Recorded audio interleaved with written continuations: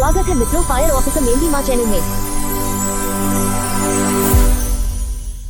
65 જોગણીમાં 65મું ખાતું મારી મસાણી મેલડીનું। આજે આપણે મસાણી મેલડીના ઇતિહાસની વાત કરીશું। એક નાના એવા પંખીના માળા જેવડા ગામની આ વાત છે। આ વાતને આશરે 450 વર્ષ જેટલો સમય થયો હશે। દહે ગામની બાજુમાં આવેલા લેઉતડ ગામમાં એક રૂખી સમાજનો દીકરો રહે છે અને ગામમાં એક નાગર બ્રાહ્મણની દીકરી રહે છે। ભગવાન ભોળાનાથનું વરદાન હતું તેથી આ બ્રાહ્મણની દીકરી ગયા જન્મે અપ્સરા હતી અને આ રૂખીનો દીકરો દેવલોકનો વસુ હતો જેને એક રૂખીના ઘરે અવતાર ધારણ કર્યો હતો અને આ હડાહડ કળિયુગમાં બંનેએ જન્મ લીધો હતો। આ જગતને ખબર ન હતી કે આ બંને કોણ છે, પણ આ તો ઋષિ મુનિના શ્રાપને કારણે અવતરેલા હતા। હવે બંને એક જ ગામમાં એકબીજાના મોહમાં પડે છે અને બંનેના સંબંધ બંધાણા છે। ત્યારે દીકરો કહે છે કે તું તો બ્રાહ્મણની દીકરી છો અને હું તો એક રૂખીનો દીકરો ઢોલ વગાડનારો છું। આ જગત આપણને બંનેને ક્યારેય કબૂલ કરશે નહીં। આ વિચારીને બંને જણા ગામ મૂકીને ભાગી જાય છે અને એક શંકર ભગવાનના મંદિરે જઈને બંને એકબીજાની સામ સામે ફૂલની માળા પહેરાવીને લગ્ન કરી લે છે। હવે લગ્ન કરીને બંને જણા પાછા પોતાના ગામ તરફ આવે છે।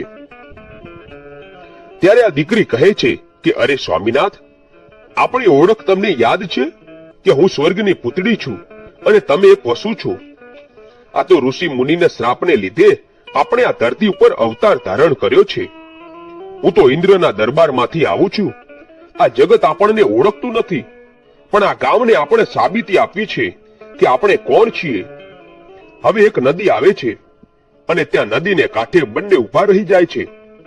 દીકરીના ગળામાં વરવાળા છે, માથે મોડિયો છે, હાથે મીંડોળ બાંધેલો છે, પાનેતર પહેરેલું છે અને રૂપરૂપનો અંબાર એવી આ સ્વર્ગની અપ્સરા ધરતી ઉપર અવતાર ધારણ કરીને નદીની કાંઠે ઊભી છે અને પોતાના પતિને કહે છે કે હવે તમે ગામમાં જાઓ અને ગામમાં જઈને મુખીને કહો કે અમે લગ્ન કરી લીધા છે। હવે અમારા સત તમારે જોવા હોય તો ઢોલ વગાડતા વગાડતા નદીને સામે કાંઠે આવો અને અમારા સામૈયા કરો। હું પછી ત્યાં તમને સત બતાવીશ। આટલું જઈને તમે મુખીને કહો।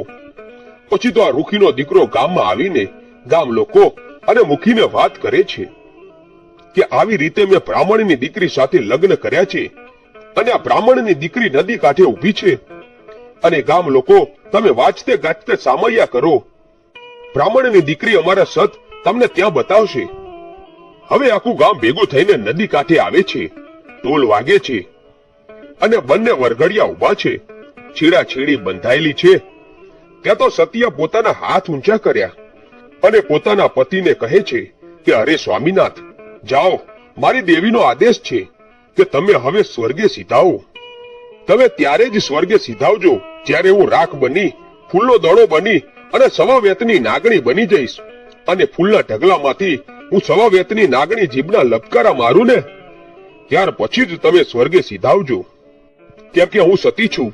સતી ક્યારે રંડાપો વેઠતી નથી, પહેલા હું અને પછી તમે। આટલું બોલે છે અને ઢોલ નગારા વાગે છે અને ત્યાં તો સતીનું સતીત્વ જાગૃત થાય છે અને એના હાથની બંને હથેળીમાંથી કંકુ ખરવા લાગે છે અને આ દીકરીનું સ્વરૂપ થોડીક વારમાં તો વિકરાળ થવા લાગે છે। એને કહ્યું કે અરે ગામ લોકો, તમે મને ઓળખી નહીં। હું જોગણી છું, હું ખપ્પર જોગણી છું। તમારે મને હું બ્રાહ્મણની દીકરી છું, પણ અમારા વચનને કારણે અમે આ ધરતી ઉપર અવતાર ધારણ કર્યો છે। ગામ લોકો આ બધું જોઈ રહ્યા છે। દીકરીના બંને હાથમાંથી કંકુના ઢગલા થવા લાગ્યા। પછી તેના શરીરમાંથી અગજ જ્વાળા પ્રગટ થઈ અને શરીર બળીને રાખ થઈ ગયું અને એ રાખ ફૂલનો ઢગલો થઈ ગયો અને ફૂલના ઢગલામાંથી સવા વેતની નાગણી બહાર નીકળે છે અને પૂંછડી ઉપર ઊભી રહીને જીભના લપકારા મારે છે અને એના સ્વામીના સામે જોઈને કહે છે, અરે સ્વામીનાથ, જાઓ, તમારે હવે ધરતી ઉપરથી વિદાય લેવાનો સમય થઈ ગયો છે। તમારે સ્વર્ગના તેડા આવ્યા છે। આટલું બોલે છે ત્યાં તો રૂખીનો દીકરાનું શરીર પણ ફૂલનો ઢગલો બની ગયું હવે ગામ લોકોનો પસ્તાવાનો પાર રહ્યો નહીં. ગામ લોકો આ દીકરી પાસે જઈને માફી માંગે છે અને કહે છે કે ખમ્મા કર માડી, ખમ્મા કર, અમારી ભૂલ થઈ ગઈ, અમને માફ કરી દો. ત્યારે સવા વેતની નાગણીને વાચા ફૂટે છે અને કહે છે, ખમ્મા છે મારી વસ્તીને ખમ્મા. હું તો નદીના કાંઠે અહીં બેઠી છું. જાઓ, મને મસાણી માતા તરીકે મને ઓળખજો. આ જગતમાં 64 જોગણી છે, પણ આ 64 જોગણીમાં 65મું ખાતું હું મસાણી મેલડી તરીકે આ જગતમાં પૂજાઈશ. હવે અહીં મારા બેસણા કરો અને મારા સવા મણ